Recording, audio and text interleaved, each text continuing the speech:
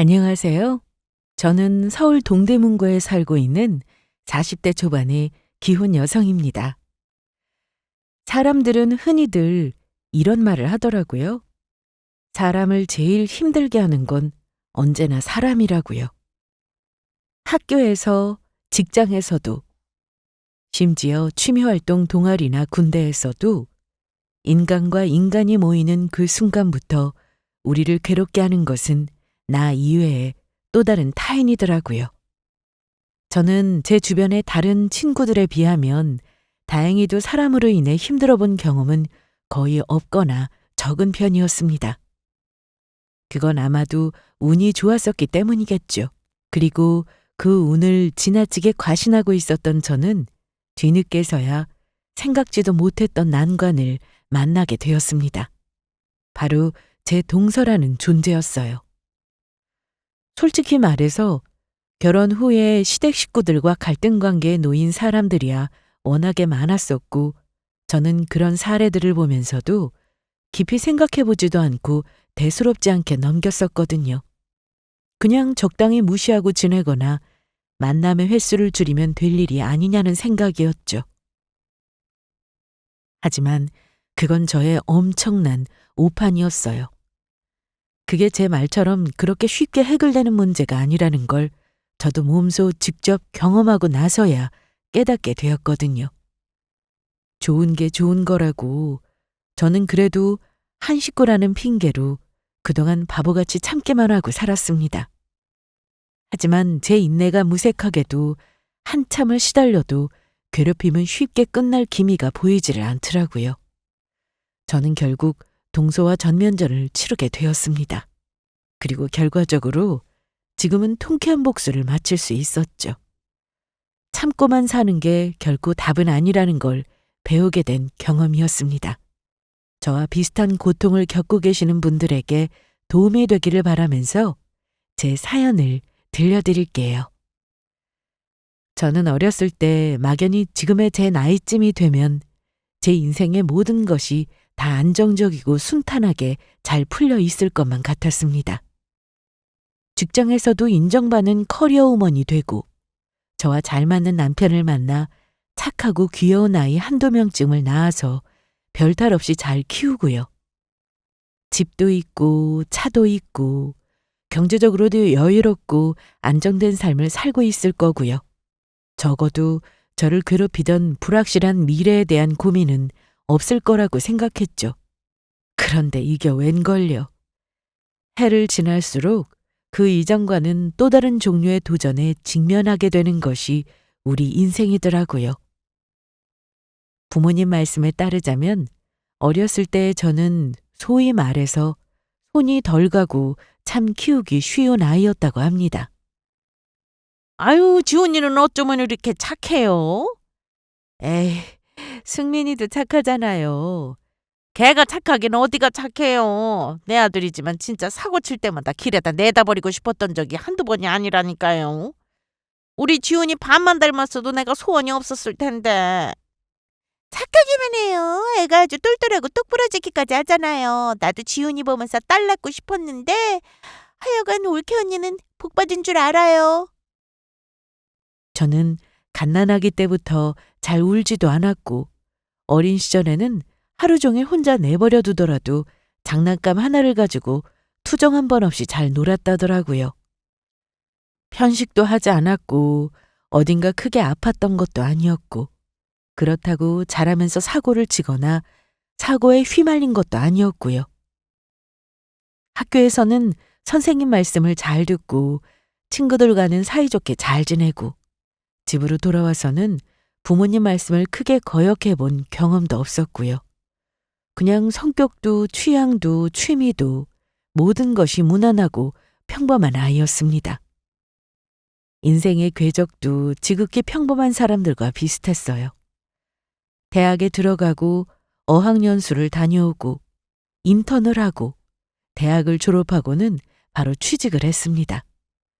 그 후로는 이직을, 승진을 겪으며 보통의 직장인 신분으로 무탈하게 잘 살고 있었고요. 연애라고 크게 다를 것은 없었습니다. 저는 대학교 신입생 때 복학생이었던 타과 선배와 첫 연애를 했어요. 그리고 그걸 시작으로 바쁘게 지내던 인생 사이사이에 몇 번의 연애를 했고 또 남들과 비슷한 이유로 헤어졌고요. 연애조차도 특별하다 싶을 사건이나 추억 없이 평범했습니다. 물론 제 개인적으로는 소중한 추억들이 많이 남아있지만 남들과 비교해 봤을 때 특별히 다를 게 없다는 의미였죠. 그러다가 29에는 지금의 남편을 만나 결혼을 하게 되었죠. 결혼 생활은 막연했던 제 세상보다도 훨씬 더 수월했습니다. 아마도 남편과는 눈빛만 보더라도 서로를 잘 이해하는 편이라 더 그랬을 테고요. 저희는 동갑이다 보니 비슷한 문제에 부딪히거나 비슷한 고민에 빠질 때가 많았거든요. 그럴 때마다 서로 조언을 하기도 하고 도움을 주기도 하면서 저희는 부부로 때로는 동지애로 뭉친 전우로 잘 성장해 나가고 있었습니다. 그게 개인적인 성장이든 아니면 관계의 성장이든 간에요. 그리고 결혼한 지 2년쯤 지나서는 아이도 태어났어요. 저를 꼭 닮은 아들이었습니다. 근데 아무리 봐도 영훈이는 내 얼굴이 하나도 없지 않아? 어떻게 지 엄마만 쏙 빼닮을 수가 있지? 야, 그래서 영훈이가 잘생긴 줄이나 알아. 널 닮았으면 어쩔 뻔했냐? 네 인생도 구제해줘. 너 안 닮은 아들도 낳아줘. 나 같으면 재수 씨한테 매일 아침마다 큰절 올리겠다. 그건 그래. 둘째는 딸로 놓고 싶은데 말만 꺼내도 안 된다고 못을 박아서 포기해야 할 것 같다. 둘째 낳으면 당신이 다 볼 생각이지? 나는 복직해서 애 둘이나 볼 자신 없어. 아, 알았어. 낳아주기만 하면 내가 다 책임진다. 정말이야. 남편이 자꾸 딸에 대한 미련을 못 버리고 있는 것만 제외하면 더할 나위 없이 완벽한 그림이었어요. 아이를 낳는 건 힘들었고 키우는 건 더더욱 힘든 일이었지만 나름의 보람도 있었고요. 남편과 함께 거실에서 아이를 안고 도란도란 이야기를 나누고 있자면 인생의 퍼즐이 다 맞춰진 기분이었습니다. 문득 지금까지 큰 어려움 없이 제가 바라던 인생을 평범하게 잘 살아왔다는 생각이 들더라고요. 그래서 남은 인생도 이렇게 계속해서 쭉 평탄하게 흘러갈 거라고 믿었었죠. 하지만 그로부터 몇 년 후, 30대 후반이 되던 즈음에 저는 인생의 갈림길에 서 있었습니다. 과도하게 힘을 쏟아낸 후에 모든 기력이 소진된 상태를 번아웃이라고 하죠. 들을 때마다 남의 일처럼 느껴지던 그 단어가 어느 순간 저에게 찾아왔거든요. 저는 한 외국계 대기업의 마케팅팀에서 브랜드 마케팅 관련 일을 하고 있었습니다. 전공도 그쪽이었고요. 저는 제가 하는 일이 무척이나 좋아했고 잘하는 편이었습니다. 전에도 그랬지만 육아휴직을 마치고 복직을 한 이후로는 한동안 일에 미쳐서 지내다시피 했었죠. 휴직에 들어갔던 그 순간부터 저는 회사에서 일을 하던 순간이 너무 그리웠었거든요. 늦어서 미안. 나 회사에서 갑자기 급한 전화가 너무 쌓이는 바람에 도저히 제 시간에 나올 수가 없었어. 아이고, 우리 장치훈 차장님. 회사 일을 아주 혼자 다 하시네요. 너 안 피곤해? 나는 네 체력에 감탄을 안 할 수가 없다. 해외 출장도 그렇게 다니면서 야근까지 하냐? 일주일 전에는 프랑스에 있다 오지 않았어? 피곤하지. 지금 피곤해서 쓰러질 것 같아. 그래도 너희 본다고 내가 금요일 저녁에 이 사람 많은 강남역까지 나왔잖니. 빨리들 잘했다고 칭찬 좀 해줘. 너희 회사 복지 엄청 좋지 않아? 나 같으면 육아휴직 계속 쓰고 좀 쉬겠다. 뭐하러 그렇게 급하게 돌아가? 아니야, 나는 일할 때가 좋더라고. 너희들도 애 낳아봐라. 집에서 애 보는 것보다 일하는 게 훨씬 나아. 친구들은 이런 저를 볼 때마다 혀를 내둘렀습니다. 아이는 어린이집과 친정어머니의 도움을 받아서 수월하게 키우는 편이었어요.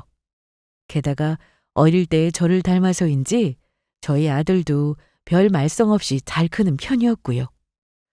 물론 그렇다고 해도 육아와 출근을 동시에 하는 삶은 결코 쉽지 않았습니다. 하지만 남편도 육아를 잘 돕는 편이었고 저는 회사에 나가서 일을 해야 자존감이 생기도 돌고 생기는 타입이라 출근을 하는 편이 훨씬 낫더라고요. 하지만 인간은 대개가 비슷하다고 하잖아요. 저도 결국은 남들과 다를 바 없는 보통 인간이었습니다. 아무리 의지와 의욕이 남다르게 불타오른다고 해도 결국에는 체력적인 한계가 분명히 정해져 있는 사람이었죠. 남들보다 그 상한선이 조금 높고 낮은 차이가 있을 뿐이었죠. 불행히도 저는 그걸 모르고 일을 할 때 뒷일을 생각하지 않는 스타일이었습니다. 당장 눈앞에 닥친 일을 무조건 기한 안에 완벽하게 끝내놔야 직성이 풀리는 타입이었어요. 때문에 숱하게 밤샘 작업을 하기도 하고 몇 시간 자지 않고 또 다음날 회사에서 출근을 하기도 했어요. 거기다 특히나 저를 갉아먹었던 것은 한 달에 적으면 한 번, 많으면 몇 번씩이나 되는 해외 출장이었습니다. 아무래도 본사가 해외에 있는 외국계 회사인데다 제가 맡은 직무가 직무이다 보니 비행기를 탈 일이 잦았습니다. 예정이 없던 프로젝트도 출장도 제가 자원해서 도맡았죠. 미래의 체력과 에너지를 끌어다 쓰는 것이 물론 힘들지 않았다면 거짓말이었지만 저는 그 힘듦을 뒤에 따라오는 성과들로 보상받았다 여기고는 했습니다. 몸과 마음을 갈아 넣어서 일한 덕택에 프로젝트는 하는 것마다 좋은 성과를 거두었고 회사 내에서도 인정을 받을 수 있었거든요. 그 보상으로 주어진 것이 남들보다 그리고 연차보다 빠른 승진이었고요. 저는 어느 순간 팀장이 되어 있었습니다.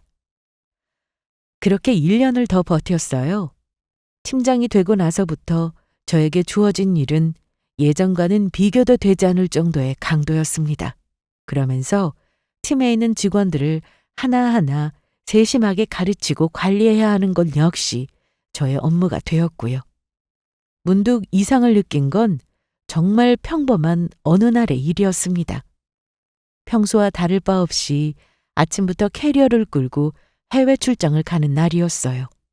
비행기를 타려고 줄을 서 있는데 갑자기 전화가 걸려오더라고요.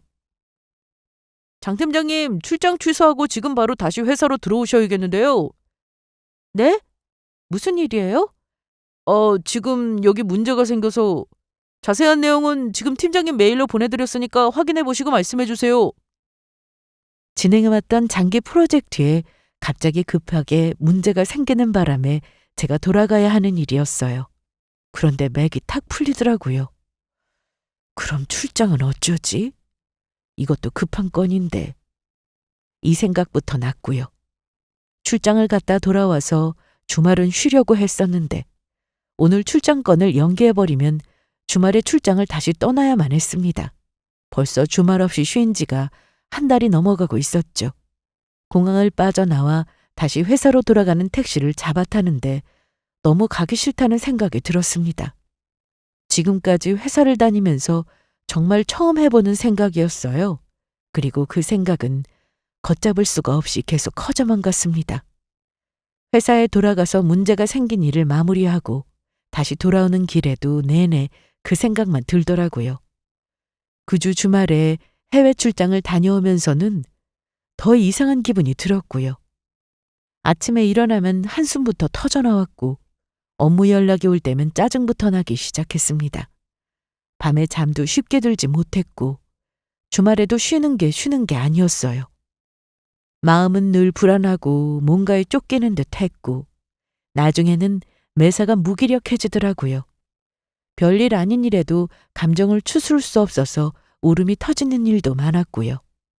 그쯤 되자 남편이 걱정스러운 얼굴로 저에게 물어봤습니다. 당신 회사를 좀 쉬는 게 어때? 너무 힘들어 보여. 회사를 어떻게 쉬어?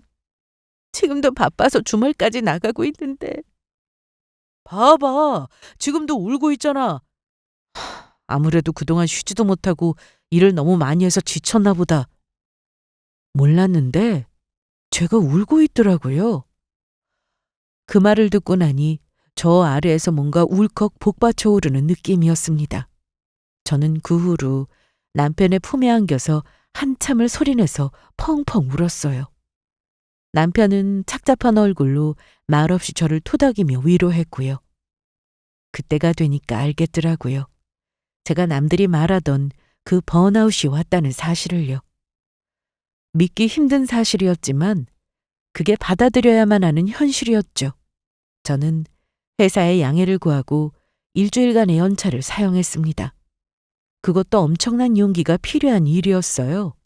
이 바쁜 시기에 팀장이 그렇게 오래 연차를 쓰다니. 하지만 그러지 않으면 정말 퇴사를 해야만 할 것 같았거든요.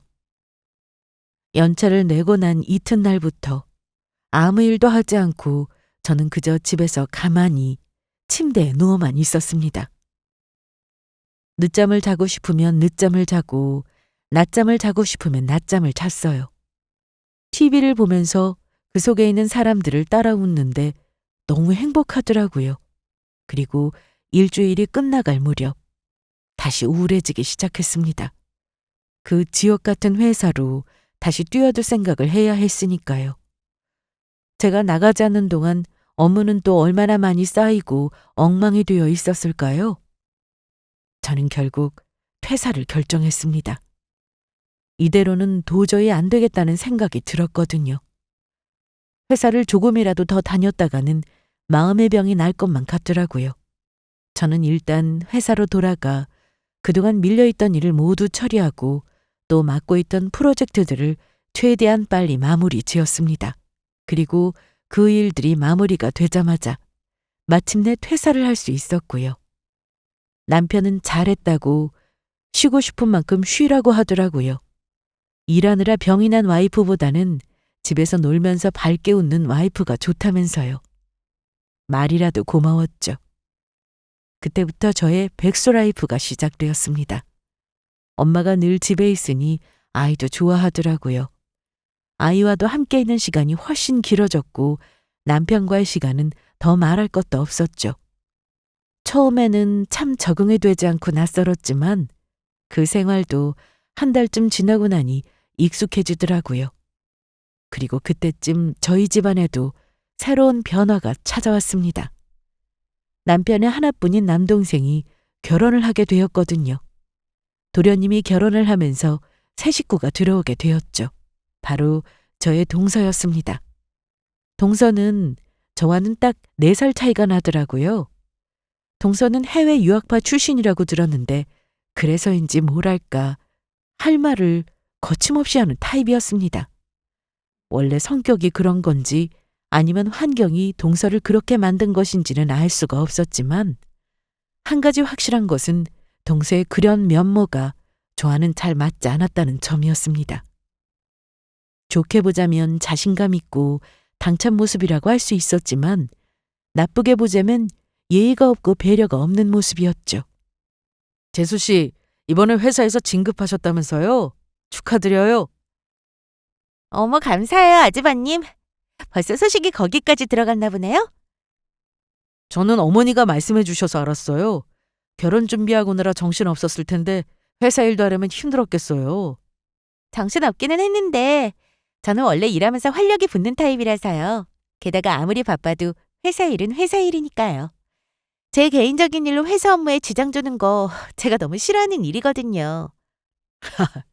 회사에서 엄청 좋아할 인재겠네요.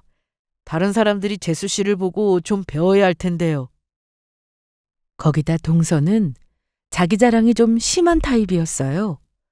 저도 외국계 회사를 다녀서 동료들 중에 외국인들이 많았고 또 해외 유학파 출신도 많았습니다. 그래서 외국 특유의 화법에 대해서는 조금 아는 편이었어요.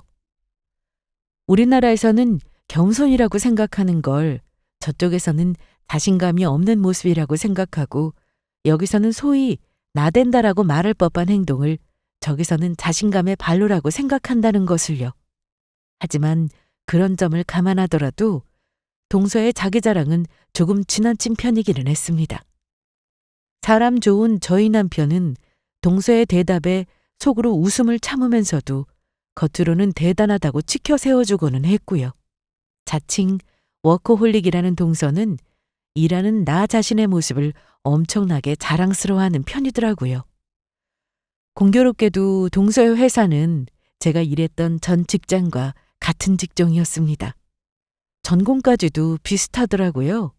다만 동서는 국내 기업에서 일을 하고 있었고 저는 외국계 기업에서 일을 했다는 정도의 차이가 있을 뿐이었죠. 이 업계가 트렌드 변화 속도가 장난이 아니거든요.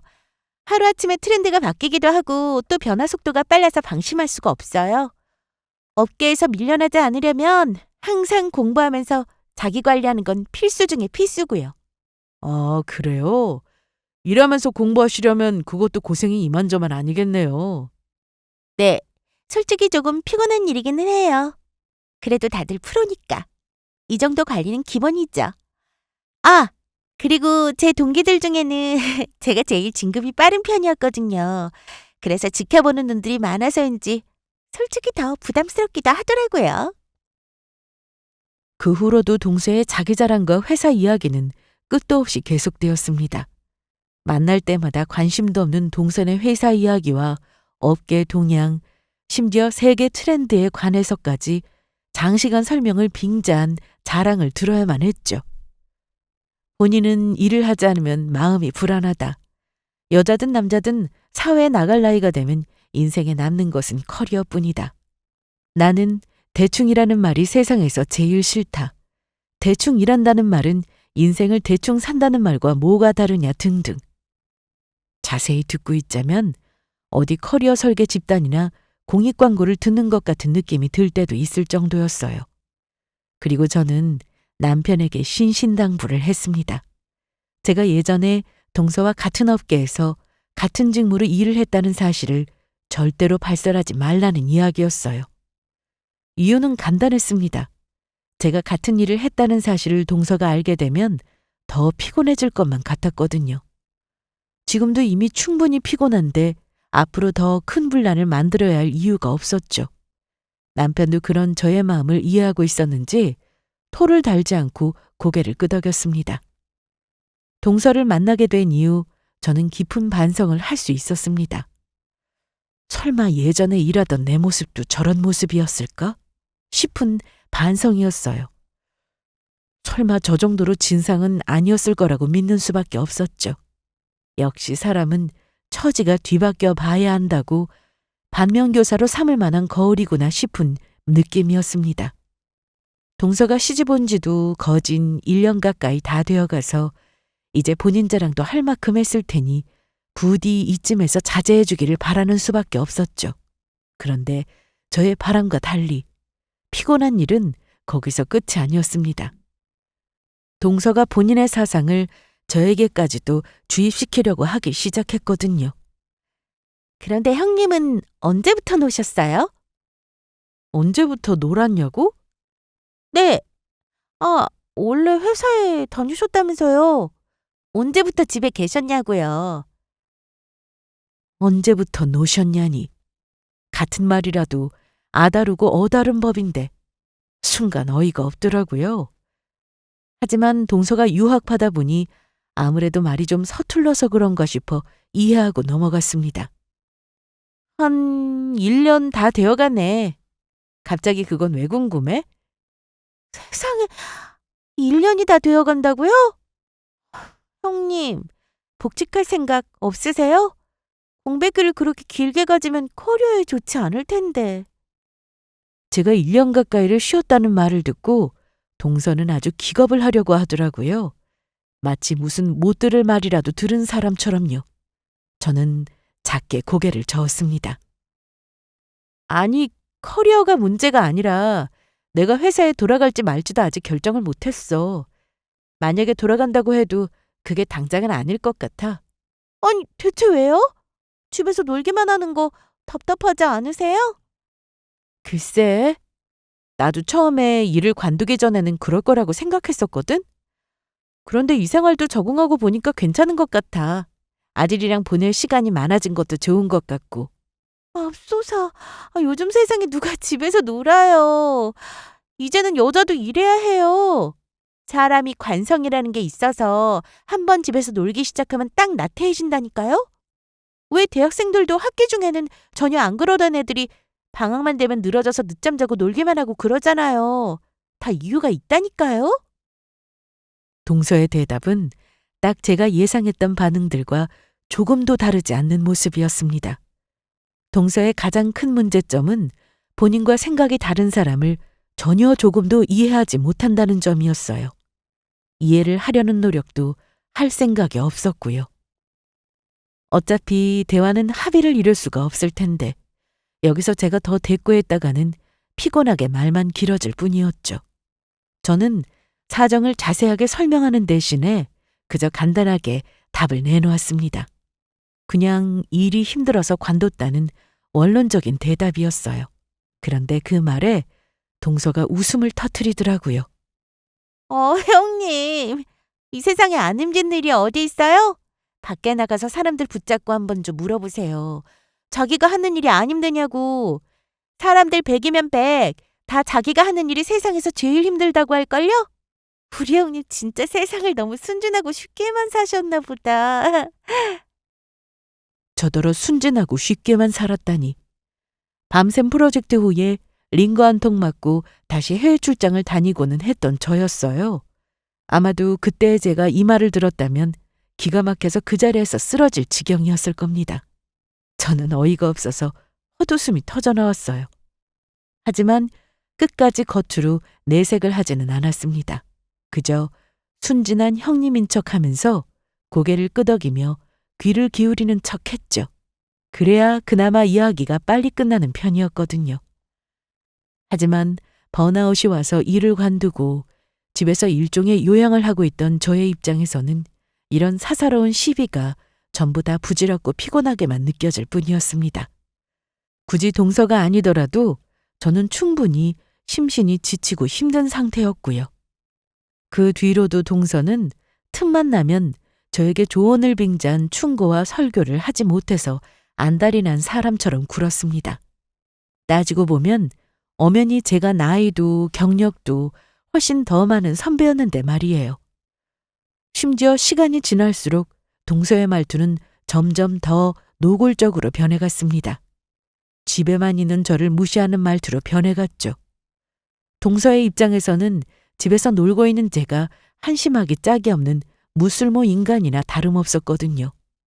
하지만 그동안 동서가 저에게 했던 말들 중에는 맞는 말도 있었습니다. 집에만 있으면 자꾸 늘어지고 나태해지게 된다는 바로 그 말이었죠. 회사를 관두고 집에서 쉬던 처음에는 세상이 달라 보일 정도로 행복하기만 했었는데 지금은 이 생활도 익숙해지고 나니 작게 우울증마저 찾아올 지경이었습니다. 원래 제가 그런 성격이 아니었어서 그런지 아니면 이 생활에 아직 제대로 된 적응을 하지 못해서인지는 모르겠지만요. 아이와 함께 있어도 늘 뭔가 부족한 기분이 들었고 집에서 쉬고 있으면서도 자꾸만 답답하다는 생각이 들더라고요. 일을 하면서 왔던 번아웃과는 다른 느낌의 무기력함이었어요. 저는 또다시 점점 생기를 잃어가고 있었습니다. 당신 밖에 나가서 아르바이트라도 해보는 게 어때? 아르바이트? 갑자기?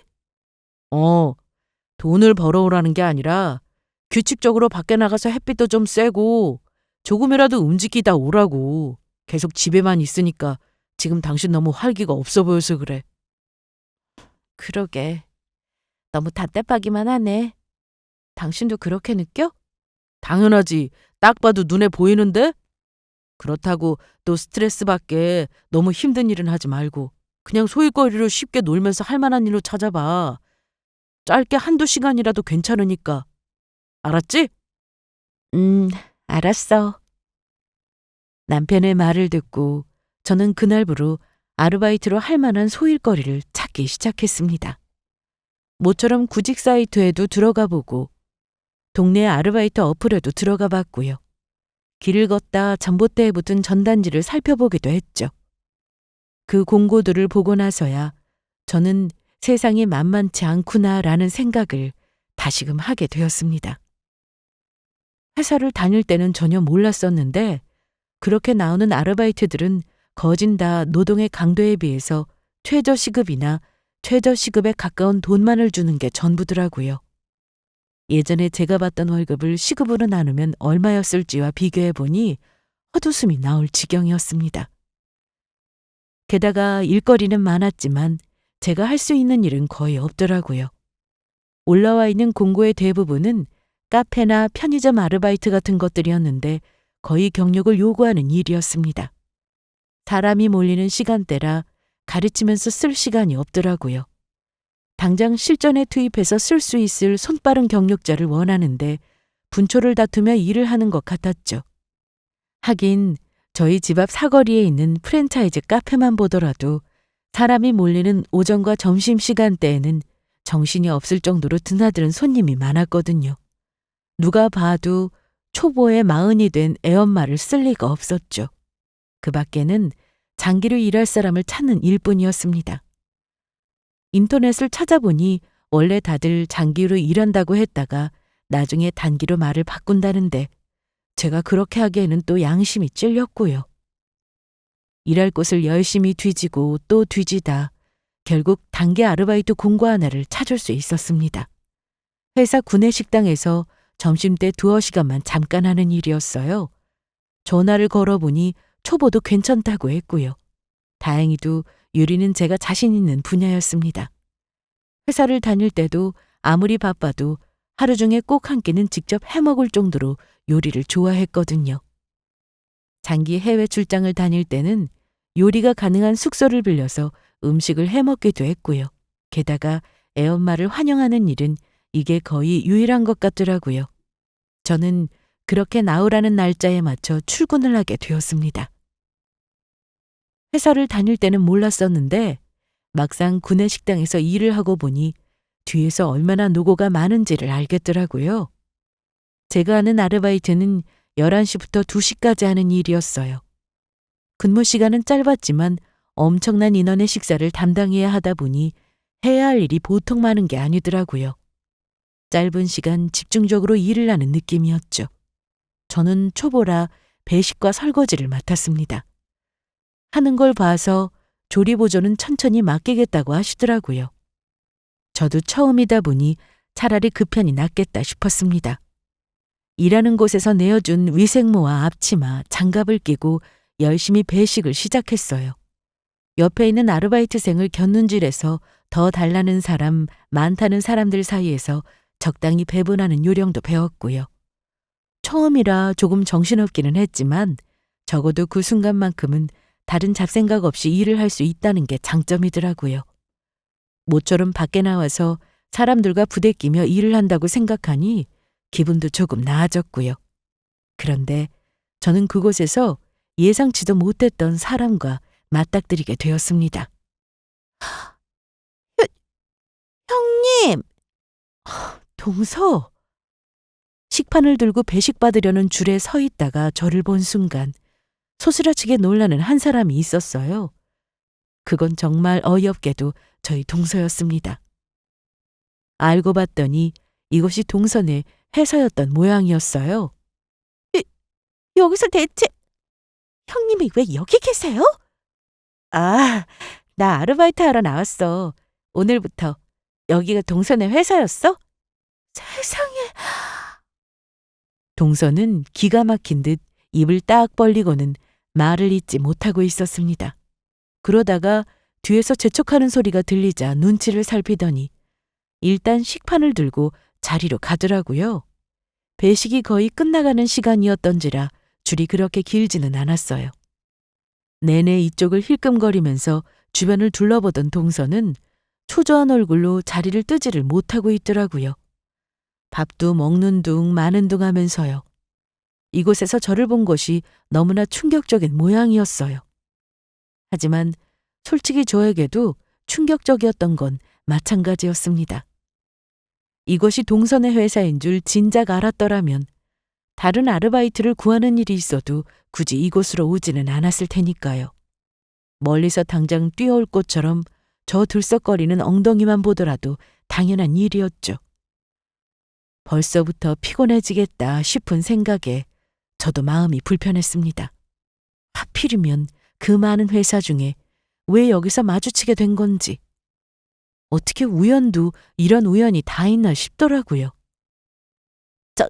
저 좀 잠깐 봐요. 식사를 하는 사람이 거의 사라지자 동서는 저에게 달려와 쏙닥거리듯 말했습니다. 저는 엉겹결에 동서가 이끄는 대로 손목을 붙잡힌 채 주방 안쪽으로 들어갔습니다. 무슨 일이야? 무슨 일이라뇨? 지금 그걸 몰라서 물으세요? 모르니까 묻지. 왜 그래? 도대체 왜 하필 여기서 일하세요? 여기 제 직장이에요. 아니, 그렇게 아르바이트를 하고 싶으면 다른 곳에서 하시면 되잖아요. 뭔가 오해를 한 모양인데 나 여기가 동선의 회사인 줄은 전혀 몰랐어. 그냥 공고가 떠서 지원한 거야. 동선의 회사인 줄 알았으면 붙었어도 오지 않았을 거고. 지금 저더러 그 말을 믿으라고요? 믿든 말든 상관은 없는데 그게 사실이야. 그리고 솔직히 말해서 내가 어디서 무슨 아르바이트를 하든 그게 동서가 지금 이렇게 화낼 일이야? 저는 벙찐 얼굴로 동서를 쳐다보며 말했습니다. 그러자 동서는 기가 막힌다는 듯 이마를 짚으며 한숨을 내쉬었어요.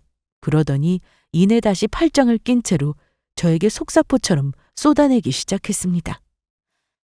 형님이 어디서 무슨 일을 하든 제가 알 바는 아니죠. 그런데 그게 저희 회사라면 말이 다르지 않아요? 다른 사람이 우리를 보면 뭐라고 생각하겠어요? 세상에, 지금 그 꼴, 기가 막혀. 그 꼴이라니? 말이 좀 심한 거 아니야? 구내식당에서 일을 하니 근무복으로 입은 거지. 내 꼴이 어디가 어때서? 누가 봐도 식당에서 일하는 아줌마잖아요. 그러자 옆에서 설거지를 하고 있던 아주머니들이 동서를 째려보듯 돌아보더라고요. 목소리가 워낙 커서 다 들렸던 모양이에요. 그 따가운 시선에 동서는 잠시 입을 다물었다가 한층 낮춘 목소리로 재차 말을 했습니다. 쪽팔려서 진짜. 제 큰 동서라는 사람이 식당에서 일하는 아줌마라는 걸 사람들이 알기라도 해봐요. 그것도 저희 부서 사람들이 보면 전 어떡하라고요. 제 체면은 생각도 안 하세요? 당장 그만두세요. 순간 저는 기가 막혀서 말이 안 나오더라고요. 이렇게까지 오버를 하면서 저를 무슨 조선시대 천민이라도 보듯이 날뛰는 것도 어이가 없었지만 무엇보다 저 개념 없는 말본세에 열이 확 받았죠. 아니, 관둘 생각 전혀 없는데? 나 아르바이트 기간 다 채워서 수당까지 다 받아낼 거야. 나 여기 있는 게 그렇게 부끄러우면 동서가 관두든가. 진짜 이럴 거예요? 솔직히 저도 이때는 반쯤은 오기였었죠. 동서가 다시 저를 찾아와 이렇게 말을 하기 전까지만 해도 제가 먼저 아르바이트를 관둬야 하나 고민을 하고 있었거든요. 그런데 막상 상대가 이렇게 나오는 걸 보니 괘씸해서라도 관둘 수가 없겠더라고요. 동서는 다른 사람들만 없었으면 당장이라도 발작을 할 것처럼 얼굴이 터질 듯 붉어졌습니다. 저를 보며 한참을 씩씩대던 동서는 뭔가를 결심이나 한 듯 허리에 손을 짚고 고개를 크게 끄덕이더라고요. 네, 뭐 알겠어요. 집구석에서 놀면서 이제는 어디 가서 할 수 있는 일도 없으실 텐데 식당 일이라도 하셔야겠죠. 제가 하마터면 남의 밥줄을 끊을 뻔했네요. 어디 형님 마음대로 하세요. 그래, 알았어. 내 마음대로 할게. 대신 절대로 저한테 아는 척하지 마세요. 저도 남들 앞에서 아줌마라고 부를 테니까 그런 줄 아시고요. 설마 기분 나쁘지는 않으시죠, 아줌마? 동서의 말투는 빈정거림이 가득했습니다. 말 한마디 한마디마다 아주 혼신의 힘을 다해서 비꼬고 있더라고요. 제 기분을 상하게 하려는 의도가 다분했죠. 그리고 그게 나름의 효과는 있었는지 제 기분도 조금씩 상하고 있었고요. 동서고 뭐고 오늘 이걸 확 엎어버릴까 진지하게 고민을 하고 있던 찰나였습니다. 장지훈 팀장? 그 순간 제 이름을 부르면서 주방 안쪽까지 들어오는 분이 계셨어요. 동서와 저는 동시에 그쪽을 돌아봤죠. 윤 대표님? 맞네요. 밖에서 봤을 때는 내가 잘못 본 줄 알았는데 목소리가 너무 익숙하더라고. 그나저나 여기서 대체 뭐 하는 겁니까? 그제서야 마침 생각이 나더라고요. 이 회사의 대표가 바로 이분이었다는 사실을요. 순식간에 모든 사람들의 이목은 제 쪽으로 쏠리기 시작했습니다. 주방 안의 모든 사람들뿐만 아니라 대표님의 뒤에 서 있는 다른 직원들 몇몇까지도 함께요. 아, 제가 단기 아르바이트 자리를 구했는데 마침 윤 대표님 회사였네요. 오늘부터 구내식당에서 일하고 있습니다. 이거 참, 전 직장 관뒀다는 소식은 들었었는데 여기서 만나게 될 줄은 몰랐네요. 이거 세상이 얼마나 좁은지. 그러게나 말입니다. 잘 지내셨죠? 대표님과 저의 인연은 3년 전 함께 진행했던 해외 프로젝트에서 시작되었습니다. 그때 제가 책임자를 맡았던 프로젝트는 유례 없이 성공적으로 끝나게 되었거든요. 그 덕분인지 대표님이 저를 인상 깊게 보셨던 모양이었어요. 그 뒤로 저에게 명함을 주시면서 가끔씩 연락을 해오시고는 했었죠. 본인 회사로 들어오겠다면 정말 언제든지 환영이라고 하시면서요. 아직도 제 얼굴을 기억하신다는 것도 신기했지만 여기서 이렇게 만나게 될 거라고는 저 역시 꿈에도 생각하지 못했었기에 얼떨떨한 순간이었어요. 대표님은 기분 좋게 웃으시면서 뒤쪽의 직원분들께 저를 소개하셨어요. 제가 너무 데려오고 싶었던 인재인데 여기서 다 만나게 되네요. 장지훈 팀장이라고 아주 말도 못하게 능력이 출중한 친구입니다. 과찬이십니다, 대표님. 과찬은 무슨... 그나저나 여기서 이러고 있는 걸 보면 개인적인 사정이 있는 것 같은데 자세히는 묻지는 않겠습니다. 그래도 아직 우리 회사로 들어오라는 제안은 유효하니까 언제든지 말만 해요. 내 번호 아직도 저장되어 있죠? 모르면 우리 비서한테 연락하고. 알고 보니 자주는 아니어도 구내식당에서 이렇게 종종 식사를 하신다고 하더라고요. 그날도 일부러 사람들이 다 빠진 시간쯤 내려오셨다가 저를 마주치게 된 거였고요. 그렇게 짧았던 만남이 끝난 후 옆을 돌아보니 그때쯤 동서는 거의 기절할 듯한 얼굴이었습니다.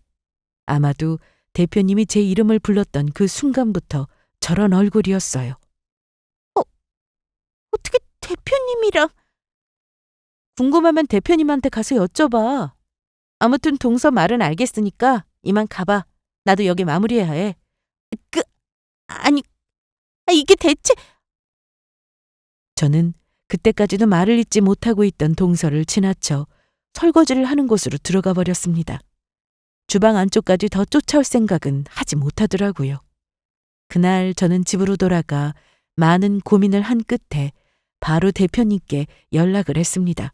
그리고 바로 복귀하겠다는 의사를 밝혔죠. 남편에게도요. 남편은 제가 하고 싶은 일을 하라면서 고개를 끄덕였어요. 원래는 더 이상 일을 하지 않을 생각이었지만 굳이 동서의 말이 아니더라도 오늘 출근을 해서 느낀 점이 많았거든요. 하지만 저를 열받게 했던 동서의 말과 태도가 제 결정에 쐐기를 박은 것도 사실이었습니다. 1년을 쉬었으면 많이 쉬었다 싶기도 했어요. 더 늦어지면 일을 하고 싶어도 무리일 것 같았고요. 이튿날 바로 회사로 나가 대표님과 다른 인사부서 담당자들과 짧은 면접을 가장한 만남을 가졌습니다. 그리고 저는 연봉 협상과 함께 제가 원하는 몇 가지 요구 조건도 말씀드렸고요. 다행히도 모두 흔쾌히 수락을 해주셨습니다. 그렇게 저의 복직은 결정되었죠. 자, 이쪽은 브랜드 마케팅 팀의 새로 팀장으로 오게 된 분입니다. 천천히 인사들 나누세요. 안녕하세요. 처음 뵙겠습니다. 장지훈이라고 합니다. 잘 부탁드립니다. 형님? 일주일 후 저는 정식으로 출근했습니다. 그리고 제가 요구한 조건 중 하나는 바로 이것이었어요. 제가 어느 팀으로 가게 되건 간에 저희 팀에 동서를 넣어달라는 것이었죠. 다행히도 마침 최근에 부서 개편을 했고 인사이동 예정이었던 동서 내 팀장 자리가 공석이라고 하더라고요. 그래서 별다른 잡음 없이 제가 그 자리에 들어갈 수가 있었습니다. 저를 본 동서의 반응이 어땠을지는 상상이 가시죠? 마치 저승사자라도 본 것 마냥 벌벌 떨고 있더라고요. 저는 동서쪽으로는 시선도 주지 않은 채 몇 가지 지시사항을 전달했습니다. 몸아려운 개처럼 안절부절하지 못하고 있던 동서는 제가 화장실을 가려고 일어난 때에야 황급히 제 뒤를 따라 달려나왔어요. 형님, 잠깐만요, 형님. 무슨 일이야? 이게 어떻게 된 거예요? 형님, 이게 대체? 그날 대표님 말씀 못 들었어? 언제든지 환영이라고 하시길래 바로 연락드려서 면접 보고 들어오게 된 거지. 마침 팀장 자리가 공석이라고 하시더라고. 하지만 동서는 아직까지도 믿을 수가 없다는 얼굴로 저를 보고 있었습니다. 아무래도 이 현실을 믿고 싶지가 않은 모양이었어요. 저는 저를 붙들고 있는 동서의 손을 털어내며 한마디를 더 덧붙였습니다. 그리고 형님이라니. 호칭 조심하는 게 좋겠어. 회사에서는 공사 구분을 해야 하지 않겠어? 그 뒤로 저의 소심한 복수는 아직도 현재 진행 중입니다. 요즘은 매일 동서가 제 눈치를 살피는 걸 보는 게 제 출근길의 소소한 낙이라면 낙이겠네요. 아마 얼마 못 가서 이직을 하게 되지 싶습니다. 제가 아니라 동서가요. 아, 얼마 전에는 도련님이 저희 남편에게 전화를 했다고 하더라고요. 아마 동서가 시킨 거겠죠? 저희 남편은 아무것도 모르는 척하면서 그저 웃기만 했고요. 제가 남편에게 이만 봐줄까라고 물었더니 제가 하고 싶은 대로 더 해도 된다고 하더라고요. 이번 명절이 기대가 되네요. 적어도 이제 제 앞에서 일하는 여성이 얼마나 멋있는지에 대한 설교는 하지 않겠죠? 여기까지 들어주셔서 감사합니다.